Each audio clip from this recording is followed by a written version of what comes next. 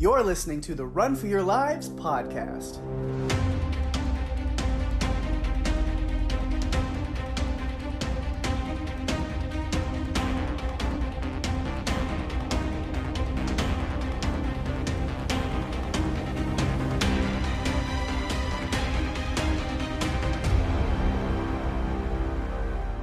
Hey everyone, welcome to the show. I'm Daphne. And I'm Pake. And this is the Run for Your Lives podcast. This episode, we're talking about the South Korean monster film, The Host, directed by Bong Joon-ho, released in July 27th of 2006. Wow. You know, this was his third feature-length film. Uh-huh. He had two more that came out before this. Yeah, I have not seen those, but I do know that I've seen pretty much everything he's done after this, but I haven't seen the earlier stuff. Well, Snowpiercer, which I know we both enjoy, the TV show. Yeah. He did the movie that came out in 2013. Yeah. And he also gave us that amazing Oscar-winning movie, Yeah. Parasite. Parasite won Movie of the Year, the first time a foreign language film subtitled has ever won Movie of the Year, and in my opinion was very deserving of it. Absolutely. And then also, if people all like the style of Bong Joon-ho and like Snowpiercer, like The Host, like Parasite, then another movie that kind of flew under the radar, it's on Netflix, I think it was a Netflix original that he did for them, is Okja, O-K-J-A, and that is another really good one too. I really enjoyed that one as well, so I definitely agree with that. That's one that people should check out.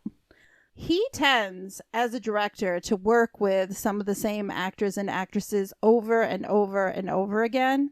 I feel like he gets confidence in them and knows that they can bring something to the role that maybe someone else won't, or maybe he just creates these movies with these people in mind to play the parts. But we'll talk a little bit more about that later. The title of this film in Korean is actually Gwemo, and it was released, though, internationally as The Host. It was filmed primarily in Seoul, South Korea. The budget was $11 million, and it grossed $89.4 million. There's a profit for you. Exactly. The film appeared on the top 10 lists of several critics as one of the best films of 2007. And it received a myriad of nominations and awards, including winning Best Film at the Asian Film Awards and at the Blue Dragon Film Awards as well. It is 119 minutes, which makes it just shy of 2 hours. So, Pake, why don't you give us the synopsis of The Host? All right. Kind of a basic, spoiler-free synopsis in a way. Here is a monster emerges from Seoul's Han River and begins attacking people. One victim's family does what it can to rescue her from its clutches. So, yeah. I think that sums it up pretty well. Yeah, there's a lot more underlying themes and stuff to it. That's the classic Bong Joon-ho. But yeah, that sums up kind of the surface level of it pretty well. So The Host is the first subtitled film that we're covering on this podcast. When watching films that are international, I actually prefer the subtitle versions. I've watched a few films dubbed because what I'll do is I'll actually watch it and I'll keep the subtitles on, but I'll listen to the dubbing because I was curious. They don't always match up. And also, the language doesn't always match up to the emotion. I know we'll talk more about that later. You have a similar thought process on that. Oh, yeah. Looking forward to hearing more about it. Okay, yeah. You will. You'll hear lots more about it. While this movie was the story of a monster, I also feel like it was really the story of a dysfunctional family who finally came together, although the end result was not a happy one. I feel like it really told the story of this family. And while there have been past movies that have showcased animals being left in the sewers and growing to these abnormal lengths due to chemicals, I feel like this one did it really well. Mm-hmm. I love the way that Bong Joon-ho weaves everything together so that you get to see the monster right at the beginning. But you also, it builds this fear inside you because you're just not sure how far the monster can go. Yeah. I was really interested to see how he told the story because it's not only about the story, it's how he tells it. The story can be something very simple, but he can weave it in such a way that will keep you interested until the very end. Absolutely. Yeah, not all directors can do that. No. One other thing I really loved about this movie was the cinematography. There was this one part where the creature was running to trample the grandfather, who was basically sacrificing himself, tried to shoot it with a gun and could not. Mm-hmm. The way that it was shot with the monster coming forward and he's just turned around to face his children, knowing what's going to happen to him, the way it was shot, it just really impacted me. Yeah. So what did you think overall? All right. Well, at first, I will be completely honest. I was struggling hard to enjoy this movie. And it was for one specific reason that is not the film's fault. And I will get into that in a little bit. But once I fixed that problem, I actually really did start to fall in love with this film because it has a lot of great humor, but then they can shift that into just shock and tension very quickly, and even like a lot of heartbreaking moments. And I think it's classic Bong Joon-ho in that way.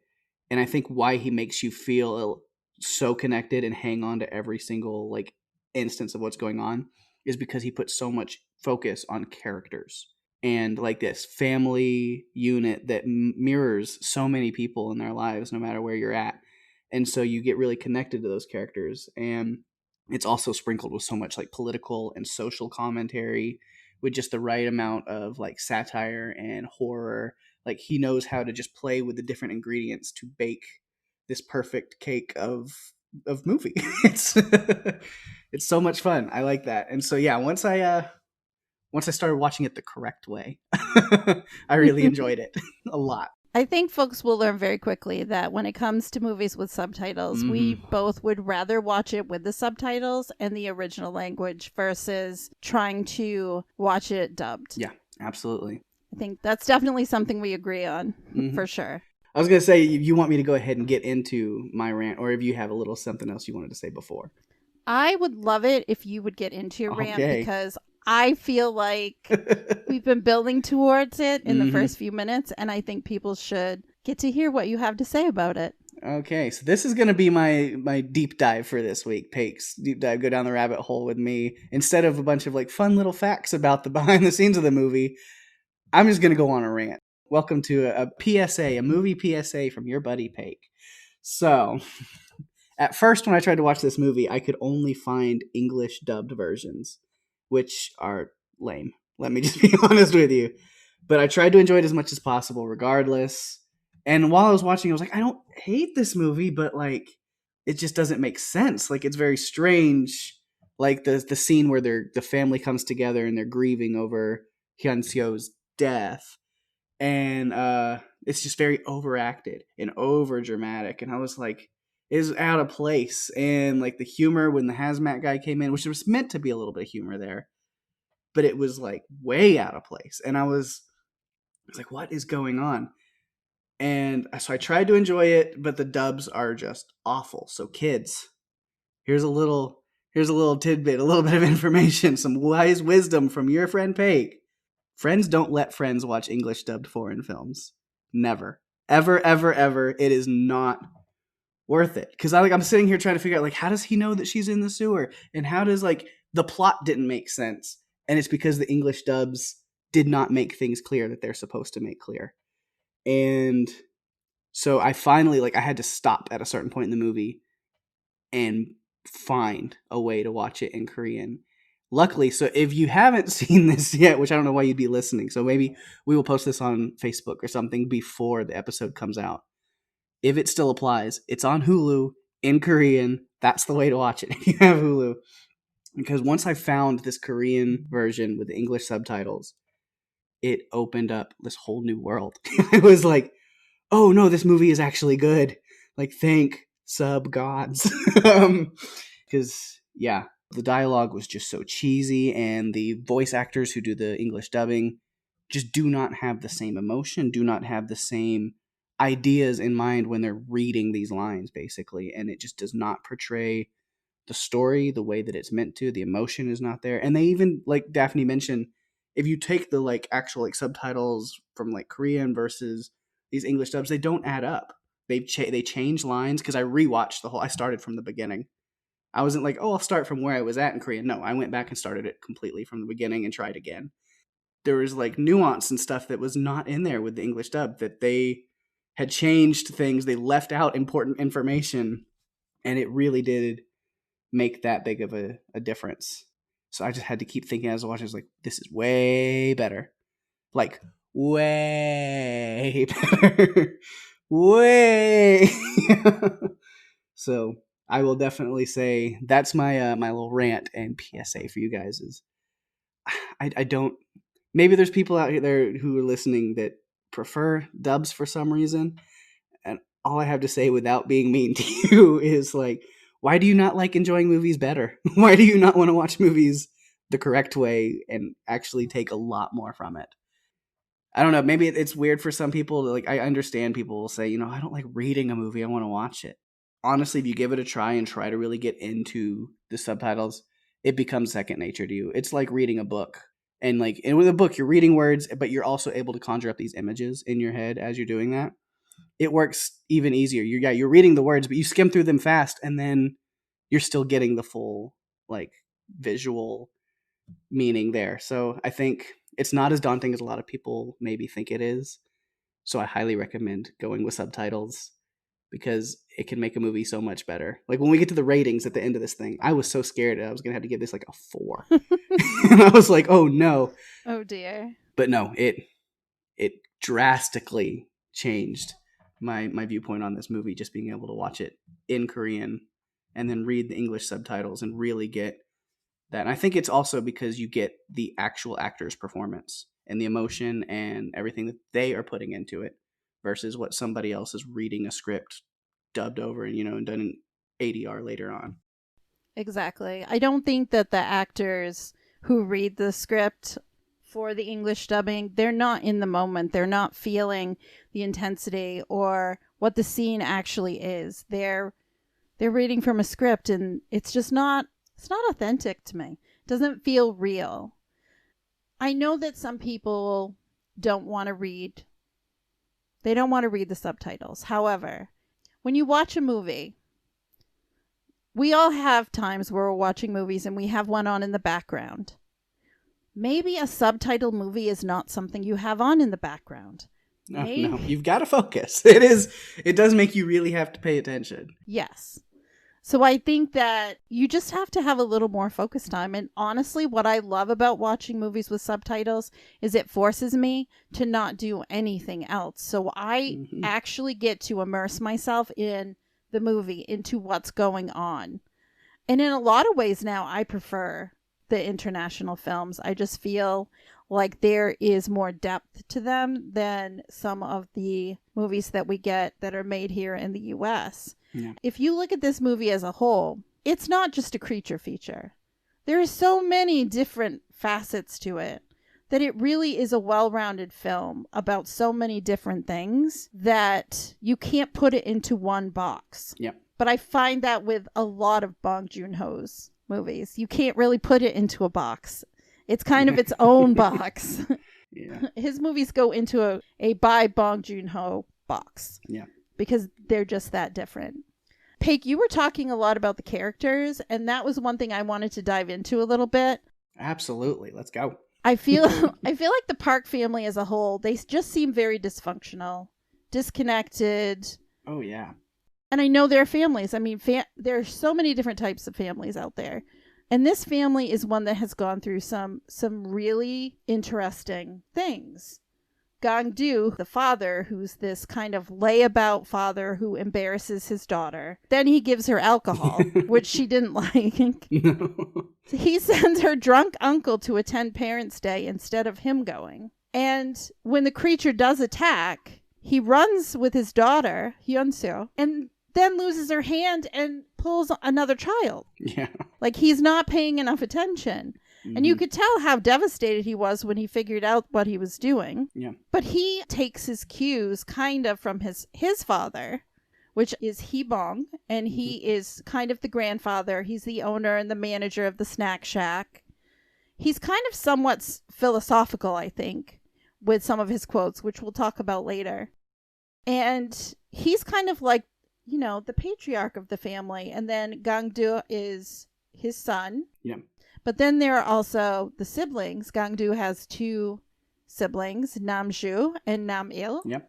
And Namju is actually a champion archer, but she can't seem to connect and loses the gold medal by not releasing her arrow on time. Mm-hmm. And the brother, Namil, is basically an unemployed college graduate. The grandfather picks on him kind of about like he's not got a job, he's college educated, but he hasn't been able to find work. Yeah. So that comes into the discussion. That family dynamic grows and changes throughout the entire movie. Yeah, absolutely. It really affected me, watching everything play out, because I felt like they were so dysfunctional at the start, and then throughout the movie, I feel like Gangdu really becomes the father. Mm-hmm. He grows into the leader of the family. And after his father is killed, he really starts to realize how much he cares about his family and his daughter. He will stop at nothing to try to save her. Yeah. So that by the end, it's all come full circle and they become a family. Yeah, that's really good. Yeah. Even at the end when Gangdu has the little boy, which we'll talk about in just a moment, mm-hmm. you can see that he's a cleaned up version of himself. He's much more put together. He's much more in charge of things. Yeah, it seems like he's running the snack shack or whatever, the food stand at that point. He's running it. Yeah. He's got Seju, the boy, there with him, and he's transitioned from the beginning of the movie where you see him as just this like lazy, awful worker who clearly loves his daughter, but like also doesn't actually put in any effort to give her any kind of time, like other than treating her more like a friend instead of being a father. Yeah, you see him, like you said, you really see him grow throughout the film toward the end. It looks like he's running this food stand, so he's like professionally got himself together, but like he's also being a father and being present and being caring for Seju. So yeah. I agree. I feel like throughout the process, he did probably grow the most, but I also feel like his brother and sister really grew as well. Yeah. I mean, Namju really came through at the best possible moment with her arrow. Mm-hmm. Because Namil, who had the Molotov cocktails, was throwing them at the monster and breaks the last one. Yeah, I had a whole like little running thing in my notes during that scene where I was just like, the monster's like drinking this gasoline or whatever that this random homeless guy that they picked up on the way is going for. Okay, whatever. Because you see the monster earlier, like he's like drinking rain and he's fueling himself with water. And so you see that, so it makes sense. But as he's doing that, I was like, okay, Nam-il, it's like, it's your time to shine with that Molotov. Go for the 3-pointer. Shit, never mind. Like, he drops the Molotov, and that's the last one. I was like, your time to shine with the flaming can arrow, Namju. Go for the bullseye. Like, all right, he failed. Go. Yeah.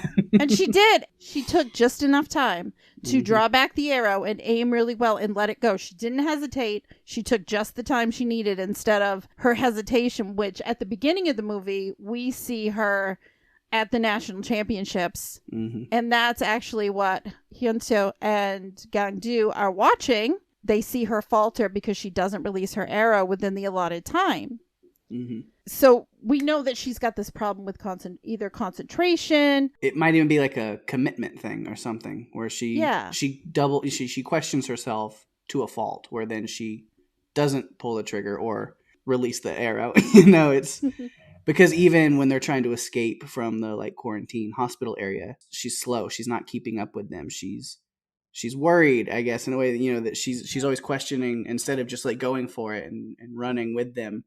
She's faltering. She's scared of the people chasing them, so she's taking the slow route and they have to kind of stop and pick her back up. So then they always talk about, she's so slow and she's just questions everything too much. So at the end, you see her just focused and doing what she needs to do, to where she even climbs out of that like hole in the sewer that she gets knocked into, and she lays there and you think, oh, she's just going to give up and die. And then she doesn't. She ends up coming back out, and yeah. So there's a lot of growth for a lot of characters. She, to me, showed that she was more empowered. Yeah. to climb out of there. She got herself out of that hole, and first thing she did, where's my bow? Where's, she's Mm-hmm. grabbing the pieces. She was ready to go on the offensive again. And that was a different attitude, because that's not what we saw from her. It was much more quiet, slow, not sure how to commit to things. I think you're right about the commitment. I think that she was slow to commit to anything. Yeah. And now she's decided, I'm going to kill this monster. Mm-hmm. I've got to kill this monster. Yeah. It's taken my niece. I've got to do something. I have to do this. So she goes on the offensive after it. And then Gangdu is running right behind her and tells her to stop. And he's running. He's at that point had some sort of weird lobotomy. Man, that was hard to watch. That was very, very rough. It was very rough, because watching him, he was crying. I think he felt he had let his daughter down at that point. Yeah. That he had not saved her. And so he's apologizing. He just wanted to get to his daughter. Yeah. No one believed him. Yeah, it's his second time in the movie that he is telling people, she's still alive. I know it. I've talked to her. And nobody's taking him seriously. They're just saying, oh, he's got dementia, or he's got, these brain problems, and we've got to go in, and the virus is in his brain. That must be what it is. And nobody's listening to him, to where he breaks down, because even just over the interpreter talking to an American doctor, just telling him what he's saying, he doesn't even want the interpreter to interrupt, because he's like, nobody listens to my words. My words matter. Why do I, Right. And it's a powerful moment. But we also see him as this layabout dad, so we know that he's been this guy that really wasn't counted on for anything. He just worked at his dad's snack bar. Mm-hmm. He stole one of the legs off one of the appetizers. Mm-hmm. You don't mess with somebody else's dried squid. You do not. You don't do it. You definitely don't. I'm a fan of some dried squid. That's good stuff. He liked him some squid too, I noticed. Yes, he did. He had it in his pocket, and then he took it out. And that dynamic in that scene with the father and son, it was just like, he should not have to scold his son at the age his son was. He should not have to scold his son the way he was scolding him. It just further shows the dynamic. And they never really say what happened to the mom. They do tell us that Hyun-so's mom ran away after she was born. So we know that happened. It just, the whole thing, it all adds to this weird dynamic of dysfunction. Yeah. I think we were talking about the growth, and the one sibling that we haven't talked about yet that also did grow a lot is Nam-il. The way that he grew, I think, at the when we first see him, when he shows up at the mass kind of grieving area, mass funeral, and he is this person who blames everybody else for his problems and his mistakes. He comes in, or not even his mistakes, but he wants to blame everybody for everything. He comes in and is immediately just giving Gangdu the fourth degree on, you grab some other girl's hand, you call yourself a father, you're worthless, this is all your fault, you should have changed stuff. And then later on, when he's talking to their father, and he's saying, I put in all this work, and I went to college, and I gave years of my life to this, and then this country won't give me a job, and why won't they give me what I deserve, and it's everybody else's fault. And sense of entitlement. Yeah. It's a sense of entitlement. And so we see his growth at the end of the movie is, again, after Gangdu is captured. I really love that you then see the aunt and the uncle of Gangdu's daughter step up and follow in his footsteps. Like, okay, now it is our job to go and find her and figure this out, to where he takes it upon himself to trace the call, getting help from people who turned out to not be trustworthy. And I knew they wouldn't be trustworthy. The second he talked to that guy, I was like, who is this Korean Dennis Nedry looking head ass? And I knew Absolutely. it. I knew Absolutely. It. And totally get that. But you know what? I cheered when he took the paperclip and put it in the power strip and plugged it in, and the lights went out. I was just so excited. Like, yes, take that. Yes, it was clever. And he finally was starting to take his own actions and be like, no, I can't be handed results. I've got to do things on my own, and I've got to actually step up, and to where he does play a big role then in, even though he does falter at the end, but instead of blaming himself for it, he's just like, okay, what do we do next? What do we, and so I do love that to see them all growing in those ways. Yeah, you have to look at that, and he really did grow so much. I still am confused sometimes as to how he and the homeless man got connected. But watching them, I think it was in the back of a taxi, put all of those Yeah. Molotov cocktails He together. just took the empty bottles that the homeless man had been drinking this whole time. I thought that was kind of humorous. There were some dark, humorous moments in this film. Yeah. Let's just say there weren't any funny haha moments like what we've in the previous films that we've covered. There weren't a lot of those types of funny haha moments that we had. So this one is a little bit different. And when I was watching it, that's what I kept thinking is, wow, this one is really different than the first few that we've done because it doesn't have that humor that we're used to. Yeah. Because it's different. And I think it's a good different. It's Absolutely. nice to go down a different path with movies. Another brother dynamic that we haven't talked about yet is Sejin and Seju. Yeah. In rewatching this movie, I realized that those are the same kids we see at the very beginning trying to steal food from the snack bar while Gangdu is asleep. Yep. You could tell that the older brother was really trying to take care of Seju. Yeah. He really was. And I felt so bad when the monster took them and put them in the sewer because it's sad. Yeah. They were young kids. But you see them going back to the snack bar before the monster takes them to the sewer. You see them going back to that same snack bar to get in and get some food. Yeah. They come out, and that's when the monster gets them. And during that scene, they're talking about kind of it's more of a Korean thing that I ended up having to look at and do a little bit of research on. So here's a little bit, not a very deep dive, but a little shallow dive. But they're talking about the concept of seori, I think is how they pronounced it. And it's a very specific form of theft. It's kind of their way of giving a like fun name and concept to theft, because he asked, isn't this theft when we're taking stuff? Or he wanted to take other stuff like supplies, and he was like, no, that's theft. He was like, aren't we stealing because we're stealing the food? Isn't that theft also? He goes, no, that's seori. And then so I looked that up. In Korean, it's this concept of stealing food, only food, mainly by children.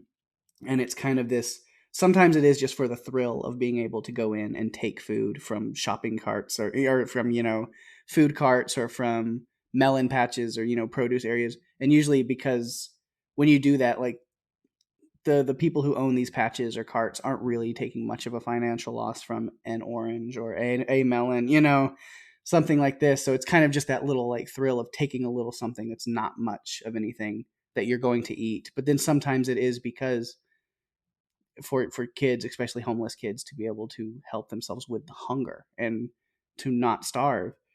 So yeah, that's kind of where that comes from, is it's its own little concept of people, mainly kids, kind of stealing food. And I thought that was really interesting. Like in Korean, like there's a name for that and like this kind of concept and thing behind it. That is interesting. Yeah. I remember that part of the movie and watching Sejin talk about that with his brother. And I think it's really interesting because Seju was trying to take money. Yeah. He said, there's money here, I can take it. And Sejin said, no. And that's where they start to go down the path of explaining what it is and that you just take food. And so I thought it was great dialogue, but it also connects you, I think, to the two boys and who are on their own in the world. Yeah, that they're not necessarily these like ruffian rapscallion kids, out, but they don't have a home and they don't have a family, and it's just the two of them trying to survive. And yeah. Yeah, that's what makes it even more heart-wrenching when the monster takes them away. But one thing I did appreciate, though, is the way that Hyun-seo takes care of Seju once they do arrive, because she sees that Sejin is dead. And so she takes care of him and keeps him safe the entire time, right up until the very end when they're inside the monster and she's still clutching him. Very emotional moment, yeah. It really was. When Gangdu pulls her out, she's still holding on to him. And she just wasn't going to give up. Yeah, I think the only reason that he's alive at the end of the movie is her sacrifice.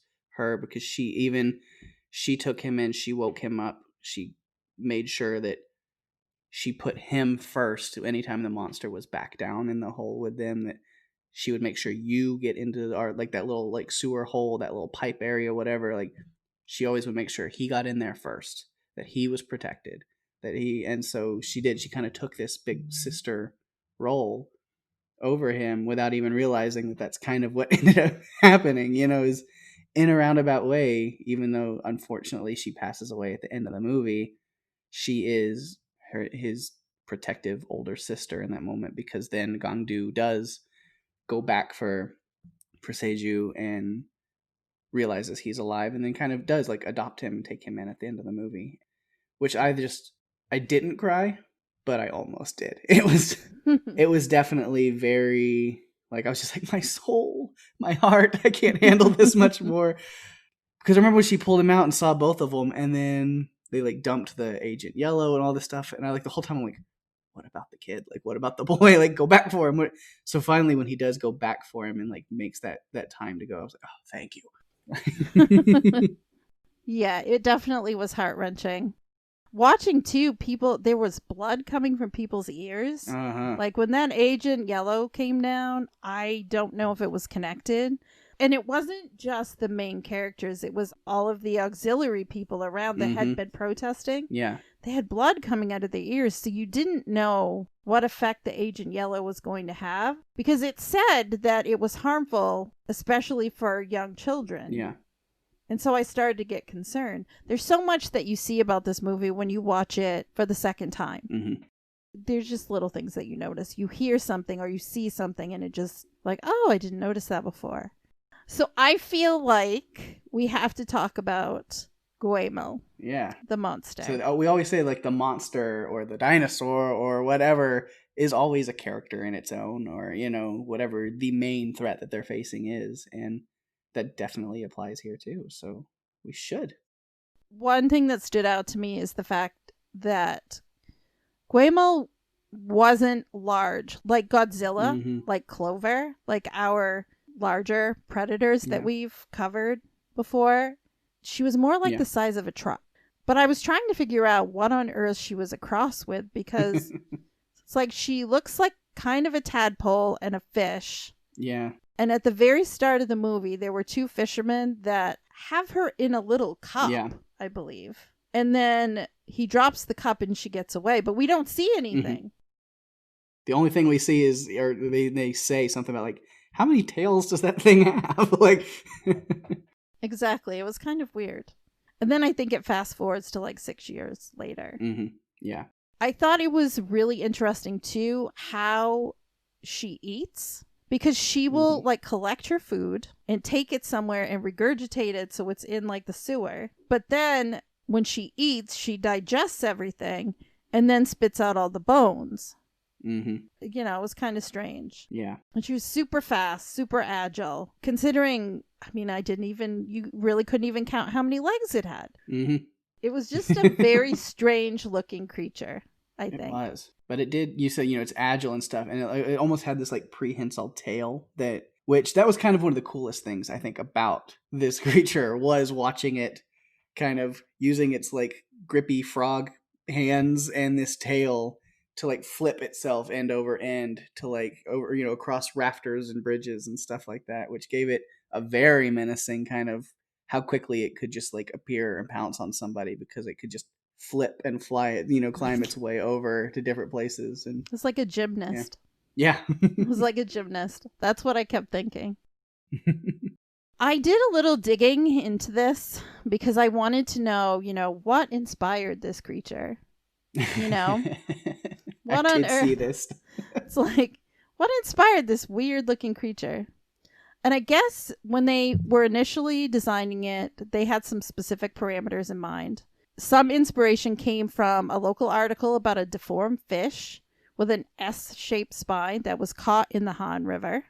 Bong Joon-ho wanted it to look like an actual mutated fish-like creature rather than have a more fantastical design, which is what, you think Godzilla or Clover from Cloverfield, like Mm-hmm. just really defined. This one was just, yeah, I don't really know. The monster too, it exhibits these like frontal limbs that are kind of like you said, frog's legs, like amphibian's Yeah. legs. But I just couldn't figure out what did they do. It was almost like they put so many things in a blender and this is what came out. Yeah. One other thing that I learned about it is that Bong Joon-ho actually designed the creature's movements and directed it like it was an actor in the movie. Yeah. Which I thought was kind of interesting. Mm-hmm. So there's a lot of things that were very strange about how the creature behaved. That I kind of put that as some of my like dislikes on some of the things. That it was kind of hard to grasp exactly what its deal was, but I think what did worked very well. Yeah. Yeah. We're almost to that part. I think I have one more thing to mention, and then we're at the part where we talk about things that we did or didn't like. Okay. Yeah. I've got like one more point to talk about on myself too. So yeah, cool. We'll kind of do those. Okay. So kind of under my other notes, we mentioned this earlier. Bong Joon-ho likes to work with actors multiple times. It's the second film that he has cast Song Kang-ho. It was the second film out of like 4. Mm-hmm. And Song Kang-ho played Gang-do. Yeah. And then Go Ah-sung played his daughter in this movie. I don't know, about 7 years after this film came out, they actually played father and daughter again in Snowpiercer. Mm-hmm. So he does have this habit, and it's not only just those 2 actors. It's many of the actors that are in this film and in some of his other films as well. And we see him show up again, Song Kang-ho, as like the main character father figure of the family in Parasite. So yes. Yeah. I think that is Bong Joon-ho's last film. He hasn't made another film yet, so not yet. Hopefully soon. I will always look forward to stuff that he's doing. He's definitely on my radar as one of my favorite directors for sure. Me too. I like the way he tells the story. I like the way he puts the characters together. I like the way that he makes his movies so that they don't just fit in one genre, they can fit in so many different ones, which we've talked about already here. Yeah. So before we get to our some things that we may not have liked in this movie, do you have anything else that you want to share with us? Yeah, I just wanted to kind of talk about some of the plot points and deeper meanings, underlying meanings within this movie. And at first, when I was watching it, even, no matter what the subtitles or dubs were, at the very beginning, I was a little, is there a purpose for this just seeming like, why is he pouring hundreds of bottles of formaldehyde down the drain? And Scott Wilson's character, which, rest in peace, Scott Wilson, one of the greatest of all time. It was great to see him here. But yeah, I was like, why is he just like this very like almost cheesy villain kind of like, just dump them all in the river, I don't care, like go for it.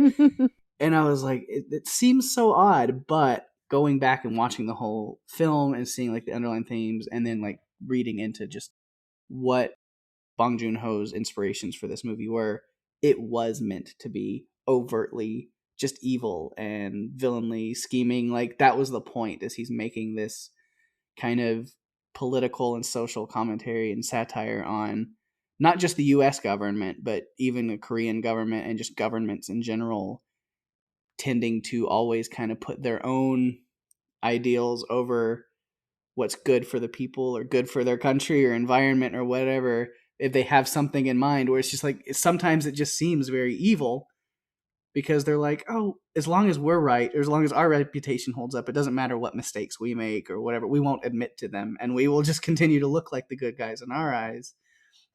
And that's a big part of the theme of this movie is, the whole virus technically is kind of a never happened. It didn't exist. They just thought it did and they ran with it. And since they already told everybody that that's what was going on, well, they can't back out of that now. They got to keep running with that narrative. So it was kind of, yeah, it was crazy. But I think he showed the monster was also an analogy for that, of sometimes the evil just is right in front of you if you're looking.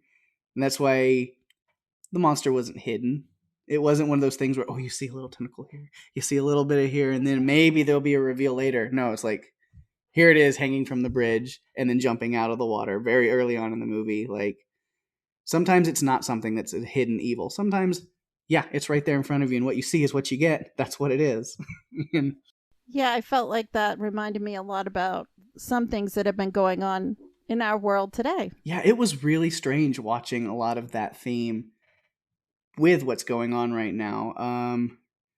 I mean, we're looking at, I mean, let's just be honest, at the time of recording of this, we are looking at COVID-19 as still this pandemic. And I will say that I'm going to go ahead and go on record. I do not believe that COVID-19 and the virus in this movie are equal, and that's what's going on. I know there's some people who like to hang on to different conspiracy theories and points that we'll talk about that, but I do actually believe it is an actual problem.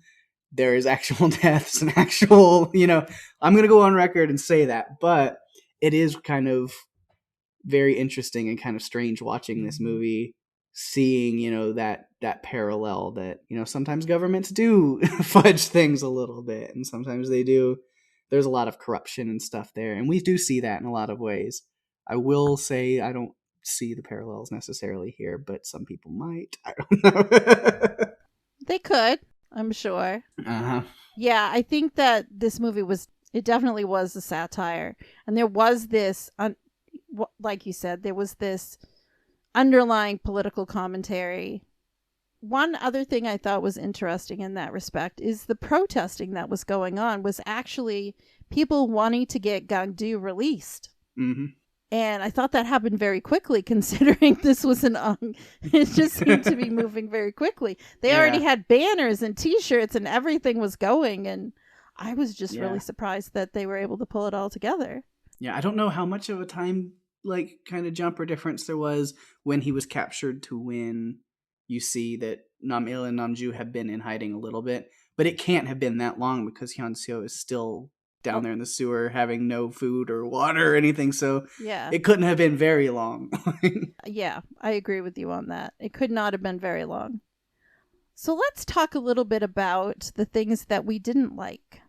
All right. I think one of the first things, which this is just going to be a running theme of this podcast, and so I'm getting more used to it, but obviously it is the CGI does not hold up in some places, but again, we're watching a lot of movies from, this is 2006, but that's still, it's only 14 years ago almost, so it's, so, technology in movies and animation and computer graphics and stuff definitely have gotten a lot better even since then. And so, but I was able to, once I realized oh, this is going to be a thing with this movie, then you can kind of put it out of your head and just kind of almost like a suspension of disbelief where you're like, okay, this is what the graphics are going to be like for this monster and some of these things. Just roll with it. And then I think once you're able to do that, it doesn't become that big of a problem after that. I think my biggest CGI problem was the fire at the end. Mm-hmm. That I couldn't, I'm like, not great. Not given there were some other moments that were decent. That was just one that stood out to me over all of them. But there were some other ones that did as well. We're going to see that as we go even further with movies that came out in the 2010s. We'll see better CGI. Yeah. And so the movies won't hold up. But they're still fun. Oh, yeah. And we can still find things to talk about with them. I have one comical thing that I didn't really like. And it was basically Donald the army sergeant running and trying to save everyone. I don't know. I didn't really have a problem with it other than, because he's kind of in the same boat that Gangdu is. This woman is freaking out and just grabbing people and being like, save my son, I think he's in there. And they just kind of get caught up in the moment. Yeah, I don't know why even after the people are let out of that trailer that they go after the monster still at that point. I don't get it. I don't know why they would have done that. But I don't fault it. I kind of liked the character of Donald White, I think it was. Yeah, I'm not sure. I didn't mind him as much. It kind of makes sense. There's a U.S. military presence in South Korea at that time. He's in South Korea on a U.S. Army base, and you could he was there with his girlfriend or wife or whatever, significant other, who was also speaking English to him, but she was Korean. Yeah, and so he was just out there with his wife or girlfriend or whatever it was, just enjoying a day out at, the park by the river when everything went down. So, I mean, him being there made sense in that regard. I guess you're right. What I did like is they explained things further on about how he lost an arm, but he was still alive. And then he was having like reaction to being exposed to the monster. But I don't know how much of that was them making a story up because they wanted to say there was a virus and then he died. When they said that he died, I started to question, did he really die or did they kill him? Like, what really happened here? I mean, we saw what they were trying to do to Gong-do. So, yeah. I don't know. Yeah, I'll give you that it wasn't very clear on his character past that point, that he was kind of in the movie and some of what was going on with him was supposed to be important, but it didn't quite make sense. They kind of glossed over it. So yeah, I'll give you that. Yeah. My only other complaint myself was just, and I mentioned it earlier, was sometimes the creature was kind of confusing, and I was, so it's keeping bodies and people in the sewer to come back to later, but we also see that it can just like keep a bunch of other bodies and dissolve them and spit out the bones later. So what's the point of it having this little hidey hole to put other people in when it just doesn't do that with other people? And then when Hyun-soo is trying to escape, and it kind of calmly just like grabs her and puts her back down, like, no, I want you here. But then when she tries to run, then it attacks. And I was, what is the, I don't know if motivation is the right word, but yeah, what is this creature's motivations? I don't know if the monster knew what it was, what its own motivations were. Yeah. It was just kind of strange. It didn't make sense. There were those things that didn't connect. Yeah. I also didn't like the doctor, the American doctor, who was just like, there's no virus. I think what I objected to with that is following the party line of, well, it's a virus, but it's not a virus, so we still have to lobotomize him. Like, still going through with that, I just found that cruel. I really didn't like that. I didn't like him. Didn't want him to do that. So maybe that's more of a personal thing, that I just didn't like him. I didn't like that he wanted to still do that. Mm-hmm. It takes that overtly evil, social commentary a little too far. You're like, well, it's not that believable after that point. Like, why would they do that? Does it really matter? Like, this one guy, like, do you have to like keep your story that strong? Yeah. Probably not. I don't know.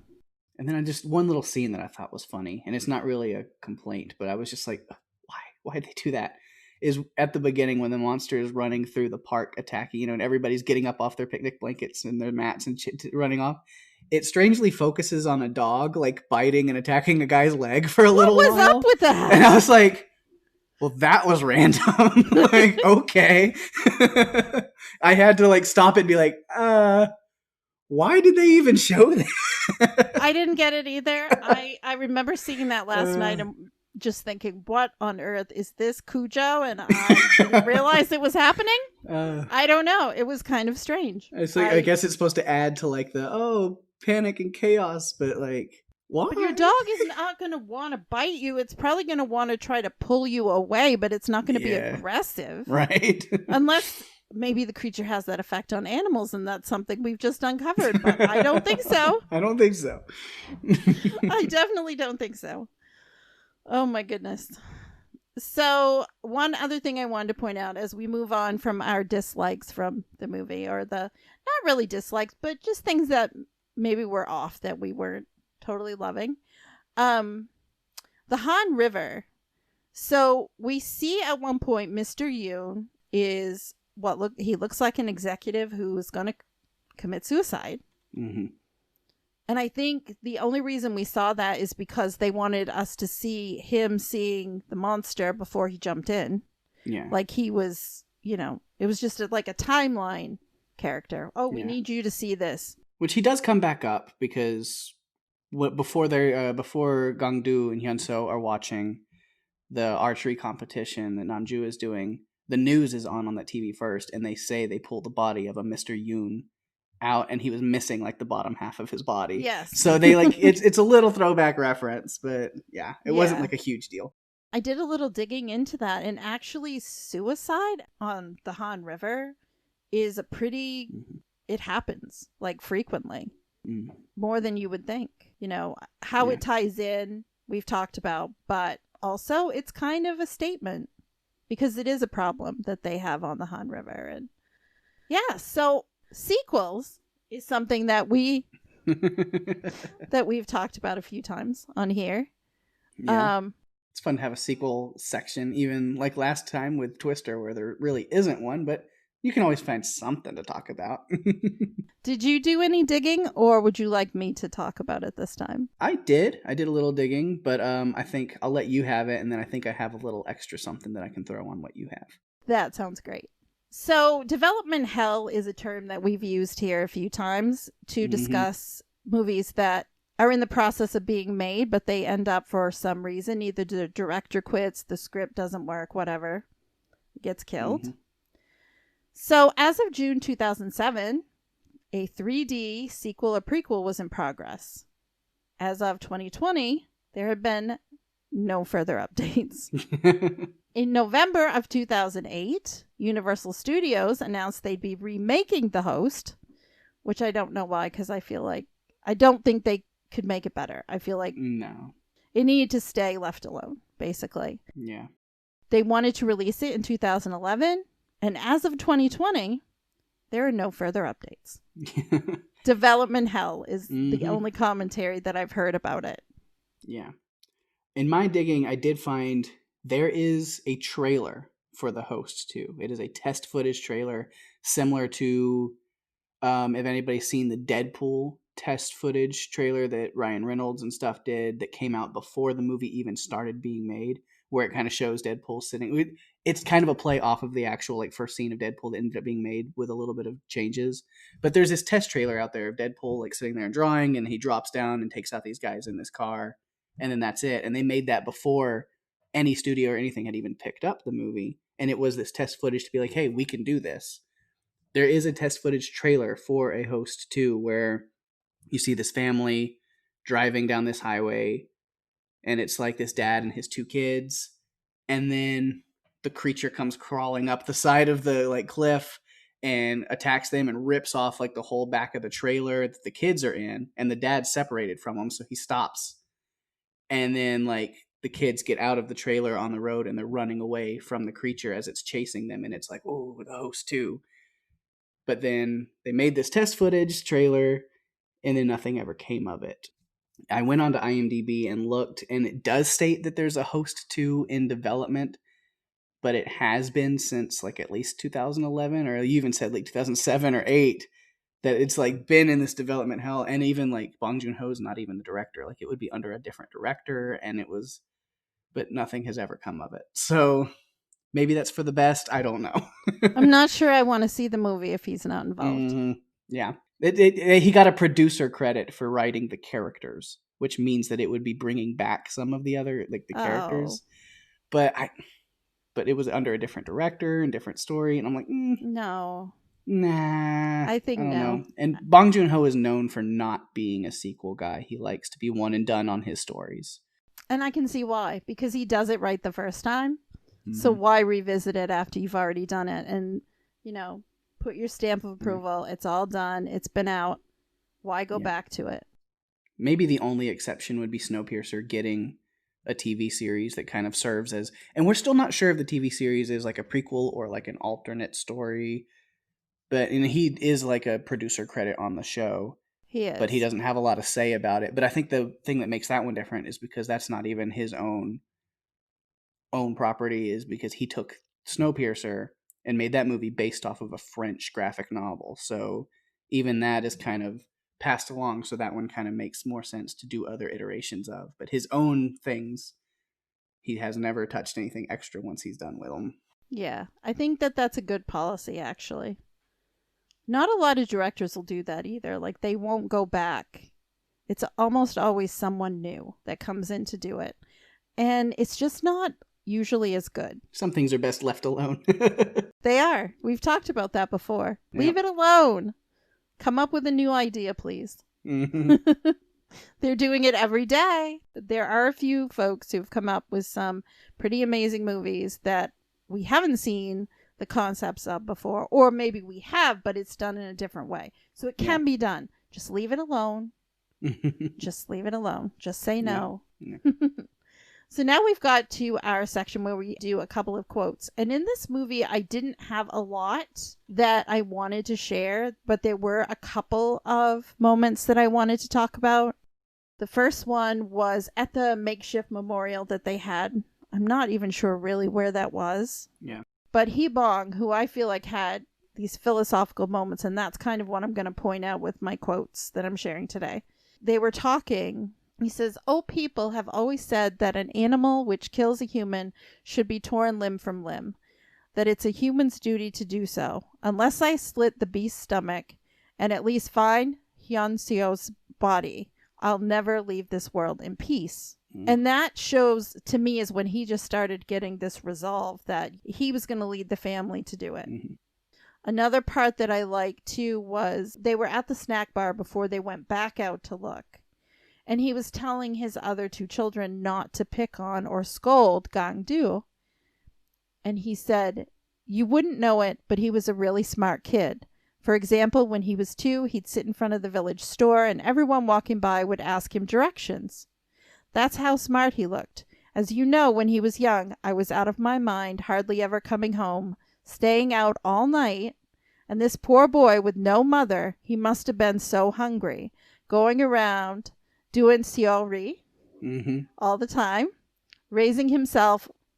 Whenever he got caught, he'd get beaten up. In this way, he lacked protein when he needed it the most, so that's why every now and then he dozes off like a sick rooster."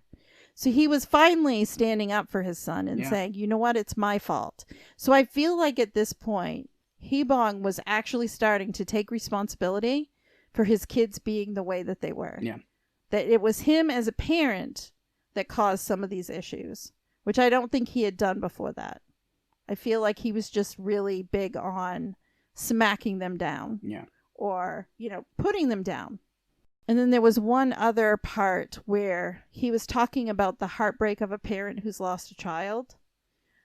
And they were also in the snack bar. And he said, "Have any of you heard it? The heartbreak of a parent who's lost a child. When a parent's heart breaks, the sound can travel for miles." It was right after this that Gang-do actually saw that the monster was looking at them in the snack bar. Mm-hmm.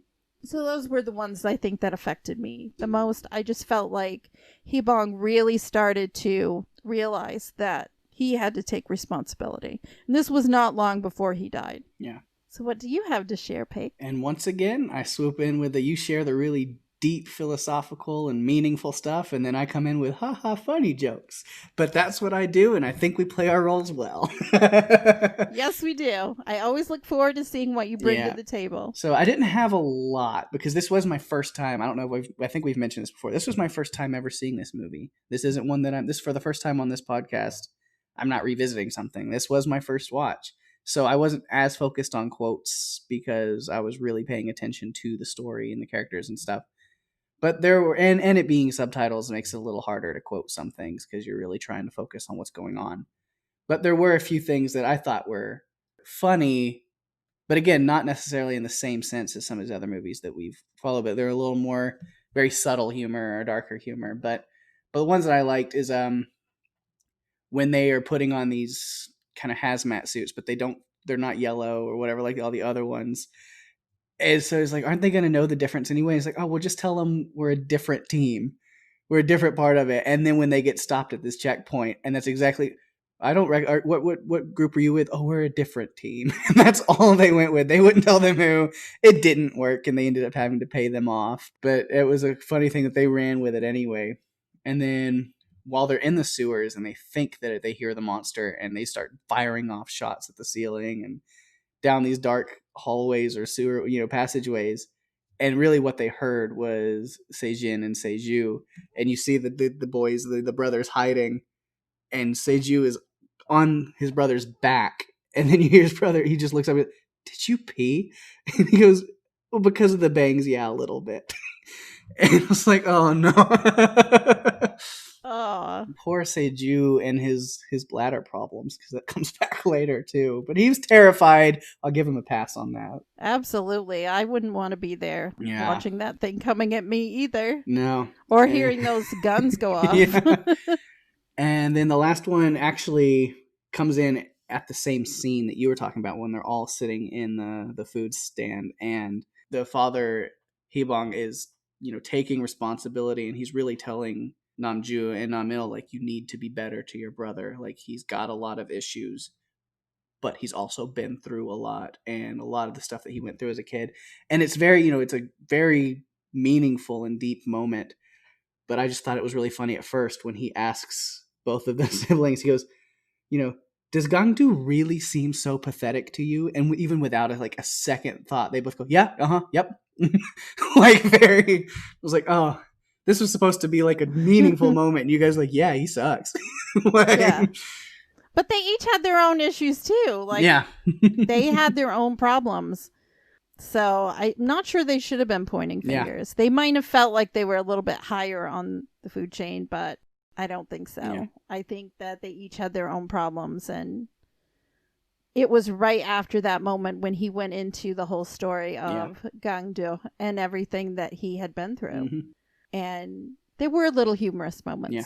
Thank you for sharing those, because I didn't see very many. This was the first one that I really was feeling like, oh, wow. I don't know if we're going to laugh as much this time, because we usually laugh quite a bit, but I wasn't sure. I wanted to say one thing, though, about that I realized I haven't mentioned, is that I think the film industry in South Korea, even outside of Bong Joon-ho, has been bringing us some great monster disaster films over the last 20 years. The Tower, Pandora, The Flu, and who could forget Train to Busan? I love Train to Busan. One of my favorites. Mm-hmm. It's really been incredible to see them emerge. And going back to what we talked about with Bong Joon-ho and the movie winning the Oscar, Parasite winning the Oscar, it's pretty incredible to see that. And I think it might open a lot of doors for other countries to start really producing some quality films, and we may get to benefit by actually seeing them without having to investigate and go down rabbit holes to find out where we can find them. Oh, yeah. So, Pake, we have some feedback this week from our good friend Steve. Steve Brown! Let's listen to what Steve has to say about The Host. Let's go. Hey, Pake and Daphne, this is Steve, and this is for The Host. I feel like I must have missed something in this movie, but I'm not like, I don't want to go back and watch it again to figure out what I missed. So I'll be glad to hear y'all's review, take on it. I have to ask a question before I give my thoughts. My question is this. Had both of you seen this movie before you decided to podcast on it, or was it just one that was suggested to you guys and so you decided to podcast on it? Because I feel that's significant to the reason for podcasting. I mean, it was, I don't know. I'm so confused.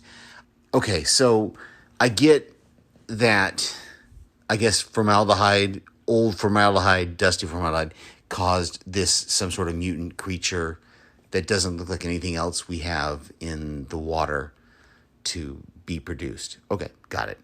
I love that Namju was able to be the one who, shot the arrow, and I love that Gangdu was able to deliver the coup de grace there at the end with the big pole was that he had. Hyun-soo gone, and now he has another kid that he's able to mess up. I love the slacker dad, being the hero, but at the same time, I'm just confused about how I'm supposed to walk away from this movie. But I'm sure you guys will help me clear it up.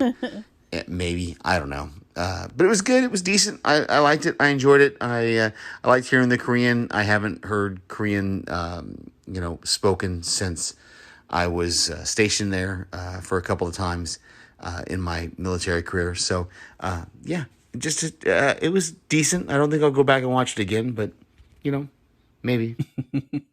Awesome. Thanks for your input, Steve. Yeah, not every movie's for everybody, but I really do appreciate you taking the time to watch it and give us some feedback anyway, because that means a lot. Yeah, definitely. And yeah, we talked about while recording, Daphne had seen it before. This was my first watch on it, but it's been on my list for a long time just because I like everything else that Bong Joon-ho has done that I've seen, which is most of his stuff. So this is just one I hadn't seen yet that's been on my radar. So it was a good opportunity to watch it. Yeah, agreed. I really love, like Pake, I love everything that Bong Joon-ho brings to the table. So for me, it was great to rewatch and look back at it.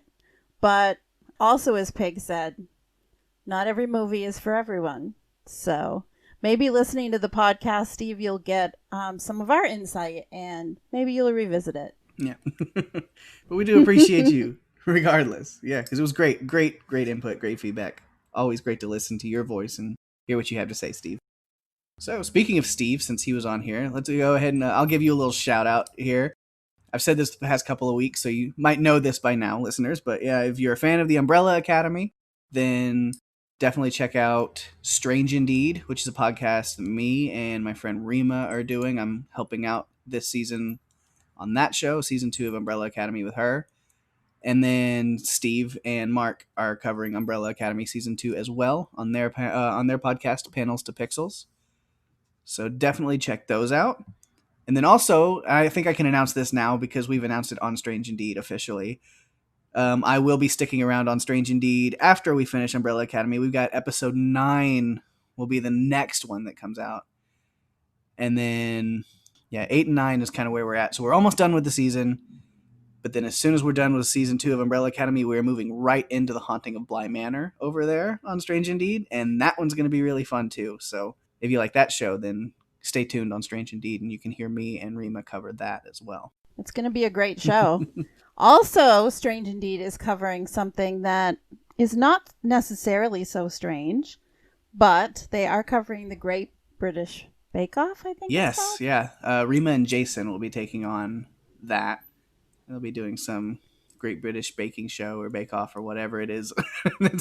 Yeah. Never watched it, but I might have to check it out just for their coverage because they've been nerding out about it. It's just a good feel-good, happy time kind of show. So yeah, I think that sometimes we just need that little bit of happy. Yeah. So yeah, for sure. Yeah, I'm excited. I have never watched the show because cooking is not my favorite thing, but I do think I'm gonna watch it because I'm a big fan of Noel Fielding and he's one of the presenters on the show. Yes, the Mighty Boosh. So, the Mighty Boosh. With that, we're at the rankings, and you said you were gonna give this a 4. Yeah, it was in danger of like a 5 or worse when I was dealing with the dubs because I won't go down that rant too much again, but it really does make a difference. It made it that much harder because the dialogue didn't make as much sense, and I was struggling. But after I found the correct way to watch it and I enjoyed it the way it was supposed to be seen, I'm going to give it a solid 8. Excellent. That is wonderful. I'm going to give it a 5. No, I'm just kidding. I'm going to give it an 8 as well. Awesome. I just feel like it was really well done. If you think about the scores that we've given out so far in the podcast, we either have to raise the bar. I know, we've been in like the same little like around 8 area. Or we're going to have to watch some that might not be very good. Yeah, we're going to have to put ourselves through some terrible movies just to know how good we've had it so far. This was the first time that we went down the international film route, but I can tell you that it's not going to be the last time. Mm-hmm. I think that there are some on a list that we put together that we'll each be seeing for the first time, which should bring some interesting conversation. Yeah. All right. What are we doing next here on Run for Your Lives? Well, Pake, we're taking a trip down into a darker place. Next week, we're going to cover The Ritual, which is a 2017 British horror film directed by David Bruckner and starring Rafe Spall. Yes, and it is available on Netflix, so should be pretty easily accessible for most of you to watch that and give us some feedback and see what you think. It's a really dark one, and it's real scary and real creepy, but if you like that, then I think you're really going to like this movie, so give it a view and let us know what you thought, guys. It's definitely darker, and it's probably the darkest movie that we've covered so far. Oh, yeah. Definitely. So I'm definitely looking forward to our discussion next week, because we've been able to find little humorous things in most of the movies that we've covered, Not sure that's going to be the case with this one, but we'll see. All right. So speaking of that, like we had Steve do it earlier, and then if you want to give us feedback on the ritual, the way that you're going to do that is, if you want to give us theories and feedback, go to our Facebook page, facebook.com/Run For Your Lives podcast, or you can email us your thoughts through words or voicemail at runforyourlivespodcast@gmail.com. You can find us on Twitter at RYFL Podcast, Instagram at Run For Your Lives Podcast. And then if you're enjoying the show, go ahead and tell your friends, because we are on Spotify, Apple Podcast, Stitcher, pretty much all other podcast players that exist. And you can go to runforyourlivespodcast.com for all of the social media links, all of the listeners, all the players, all of that kind of stuff. And then if you want to, go ahead and give us a review on Apple Podcasts, because that's the best way to share the love, get us out there. Reviews on Apple Podcasts are a big deal, and we super, super appreciate it. And with that, we have reached the end of our episode. Thank you, everyone, for listening. We appreciate it as always. Mm-hmm. I am Daphne. And I'm Pate. And if you have to run, you better run for your lives. Bye-bye.